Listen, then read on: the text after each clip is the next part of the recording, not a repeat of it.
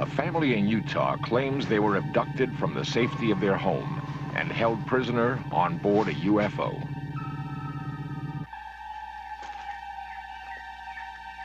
Other people have also reported being captured by extraterrestrials.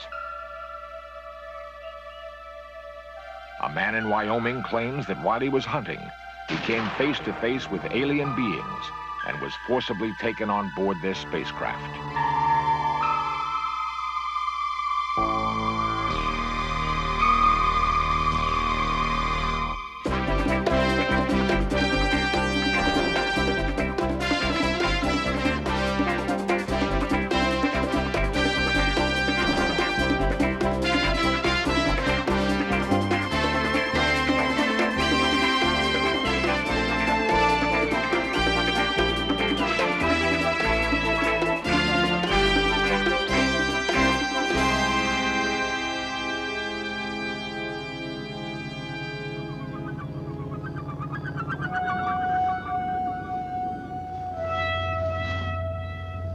Many people insist they have been kidnapped by aliens and imprisoned on board UFOs. The phenomenon is called a close encounter of the fourth kind.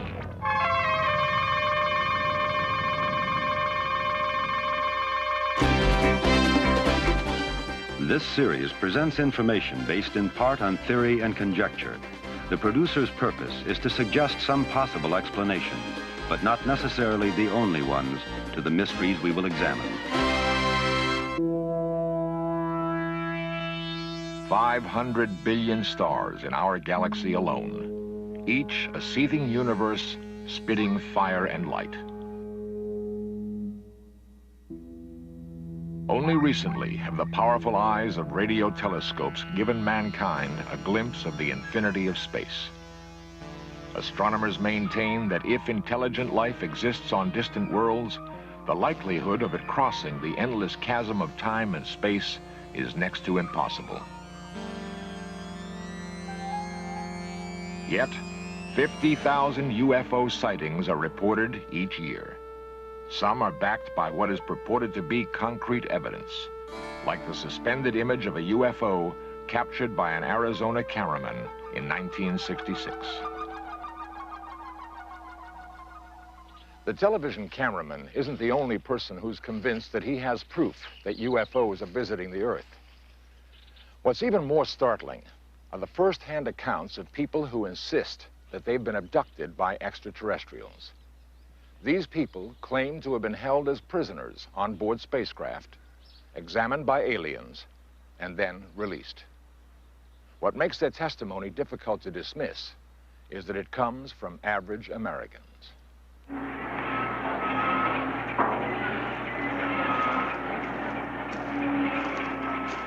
Carl Higdon is the foreman of an oil rig in Rawlins, Wyoming. He's been at the same job for 15 years, working 6 days a week to support a family of 7. His crew refers to him as the Wyoming Coyote because of his feisty determination to get the job done against all odds.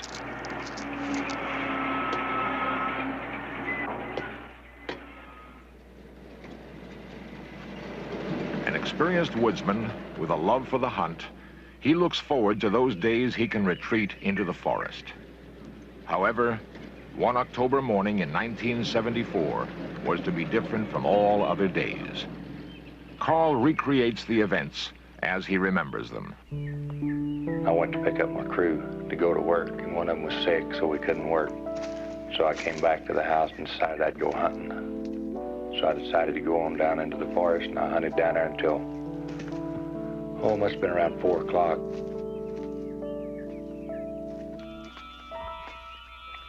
So I walked down over this hill. Whenever I got over the hill, I seen these 5 elk standing down there. One of them was a big bull, so I raised my gun to shoot. Then, something happened beyond his range of experience.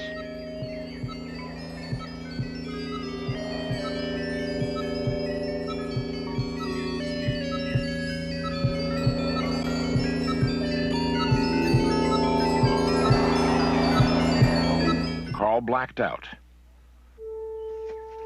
When he regained consciousness, he was aware that an undetermined period of time had elapsed and that he had lost touch with reality.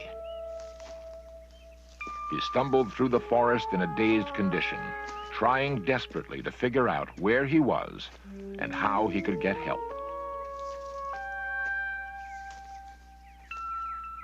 By 8 in the evening, Marjorie Higdon became alarmed when her husband hadn't returned. She called for a search party. Hello, Marilyn? Yes, this is Margie. Carl's not in from hunting yet, and I was wondering if you guys could take me out and look for him. Yeah, I know, but he's not in yet. Yeah, but I don't have a four-wheel drive. Uh-huh. Well, I don't know. I just feel like I ought to go look for him.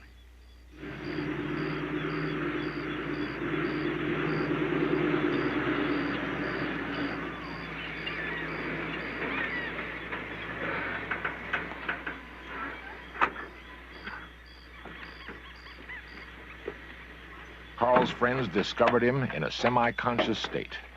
They were disturbed by his incoherent ramblings. What happened?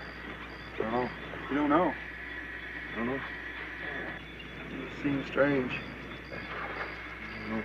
You sure you're all right? Yeah? You're not hurting anywhere? No. Okay.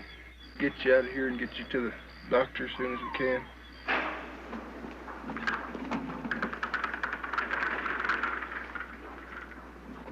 Carl was rushed to the emergency ward of the Carbon County Hospital, where he had trouble seeing, hearing, and speaking. Nurse Ella Peterson attended him for 3 days. During that time, he remained mainly in an amnesiac state, unable to recall his own name or recognize his wife. After the incident, life in Rawlins changed for Carl. He was too disoriented to work or function normally. In desperation, he contacted the UFO agency, APRO, who sent Dr. Leo Sprinkle to investigate. I serve as a consultant in psychology, and my primary interest is working with those people who claim to not only see flying saucers, but also claim to have had some kind of abduction experience or some kind of contact, face-to-face contact with alien beings who are associated with the UFOs. I myself have investigated 23 persons using hypnotic techniques to assist them to recall the experience. Okay, let yourself relax deeply and go right back to that same deep concentration, that same deep relaxation. Let the muscles relax. Let yourself know that you can breathe deeply and easily as you look at the spot. Sometimes these people have a loss of time experience, an amnesic period, which occurs during the UFO sighting, and then later they check their watches and find out that they have lost some time, which they cannot account for. And these cases are most exciting and interesting because it suggests the possibility that the persons have been taken on board, have been examined, and then released, and have been told that they will not remember what has happened.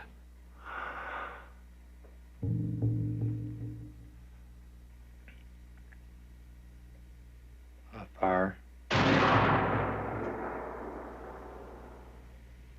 The bullet don't look right.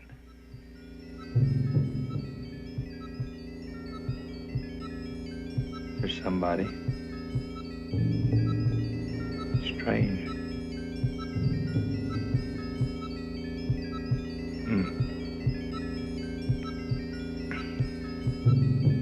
He wants me to go with him.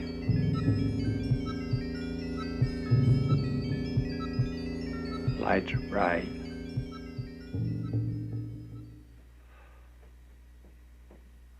Lights are...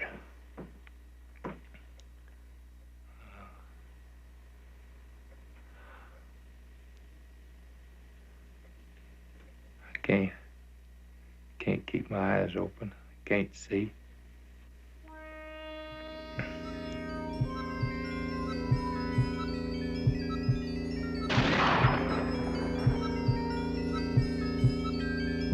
They look like me, same features.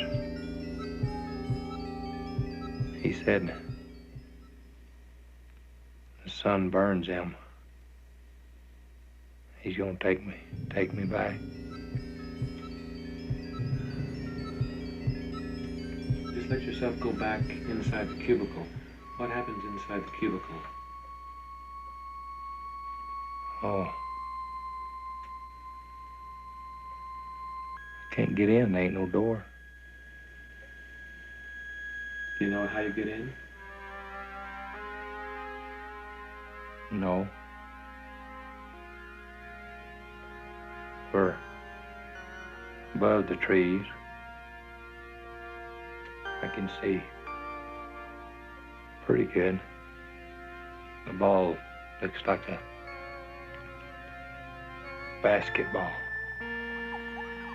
but it's got a blue gray outline.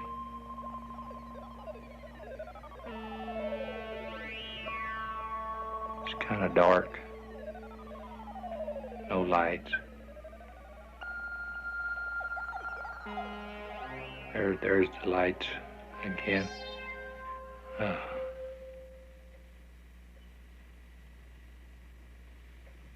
We're back. In the investigation of a case, Dr. Sprinkle attempts to establish an abductee's credibility. Shock condition.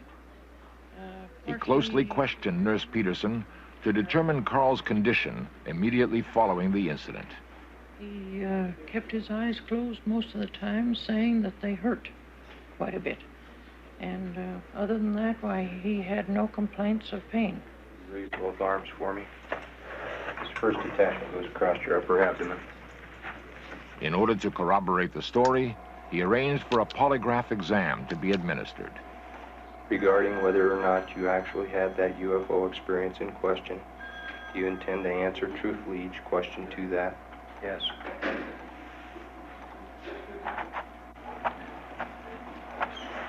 Did you ride in that spacecraft you described to me? Yes. In my own personal opinion, I find with the cases I've investigated that there seems to be no evidence of hoax. There seems to be no evidence of a psychotic reaction which has caused the individual to falsely believe that he or she has had an abduction, so that I'm left with the mysterious and sometimes uncomfortable feeling that the cases are happening as the individuals describe. That is, that they are being taken on board, examined, and released by intelligent beings who, for their own reasons, are engaging in these experiences.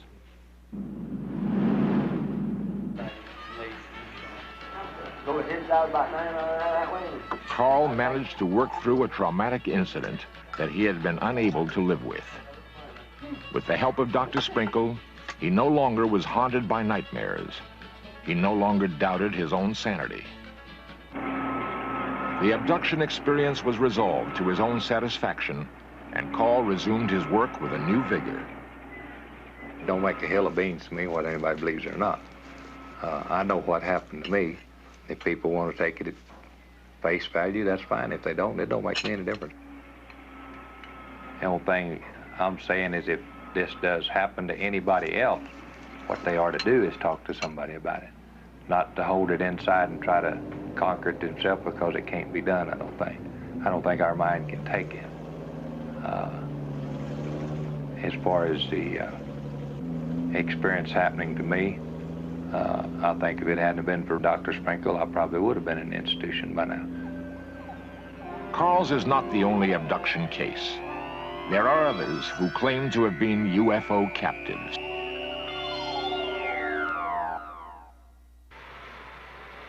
The giant mills outside of Salt Lake City are the center of steel production in the West.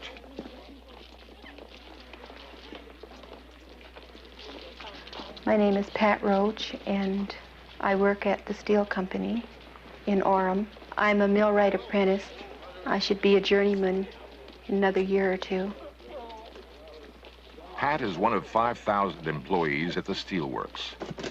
When she completes her training as a millwright apprentice, she will be the only woman licensed to make repairs on the heavy machinery.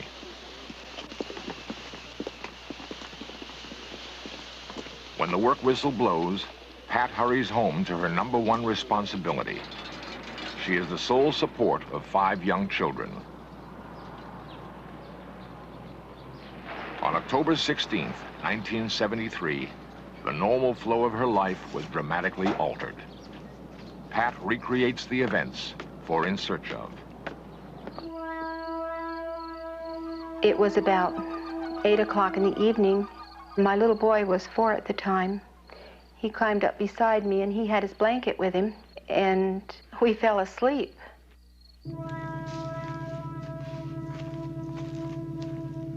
Sometime between 8 and midnight, something invaded the privacy of Pat's home.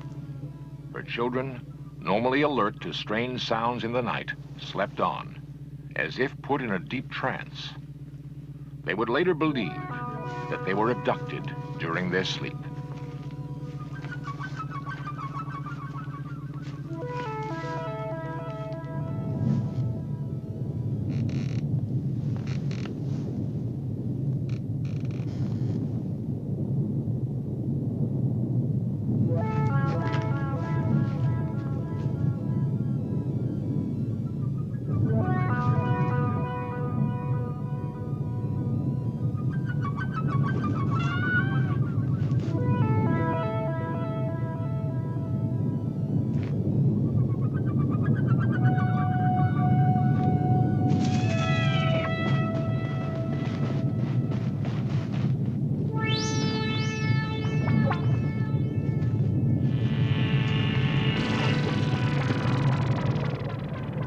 Only one child reported seeing something too strange to believe.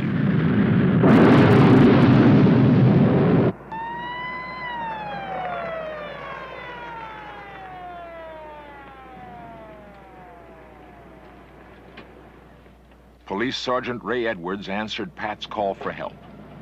He investigated the area, but could find no evidence of an attempted break-in. Alpha Fox 372. The following morning, Edwards filed an official report, leaving the case open. He dismissed the claim of Pat's 6-year-old Deborah, who insisted the house had been invaded by spacemen. Nevertheless, for the Roach family, an unsettling mystery still hung over their household and was to persist for the next 2 years.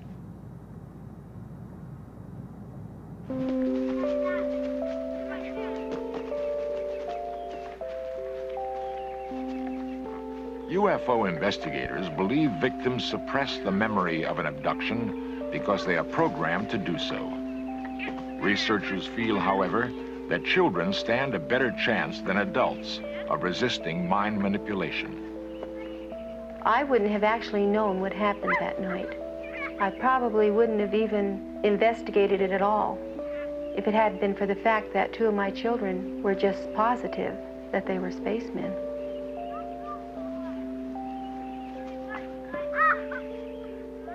I began reading about UFOs, and I began looking at magazines that had stories about UFOs and seeing other people's experiences.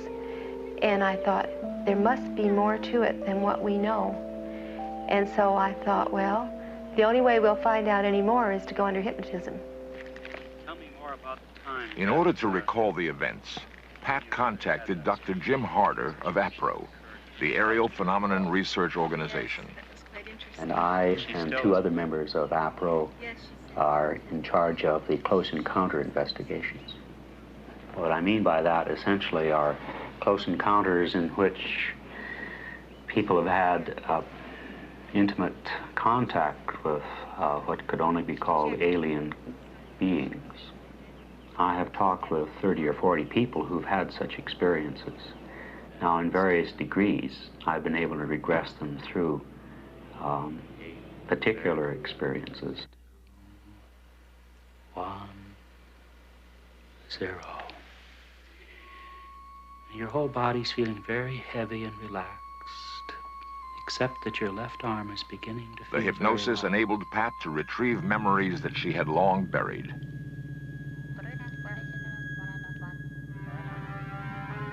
So I remember what the interior of the spaceship looked like. It seemed that the walls fell away as you went to the ceiling, and you could see the stars and everything. There was a TV scanner that would start at the top of my head and go all the way down and come back again. It was like an eye. I was examined by a man that was just an ordinary man. He was a little over 6 foot tall. So I was very upset because he came at me with a needle, a long needle, right here. I was angry with him because I didn't feel that they had any right to come into someone's home and take them.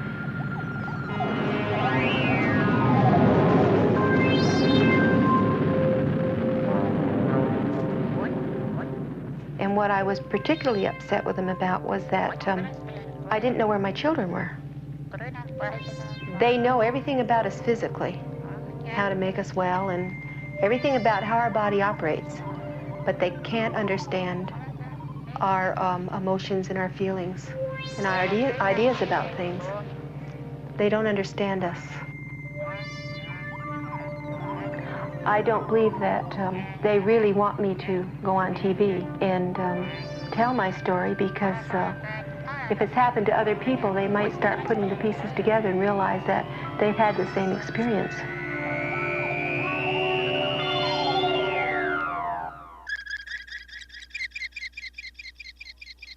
Powerful radio telescopes point to the heavens, listening to the noise of the universe.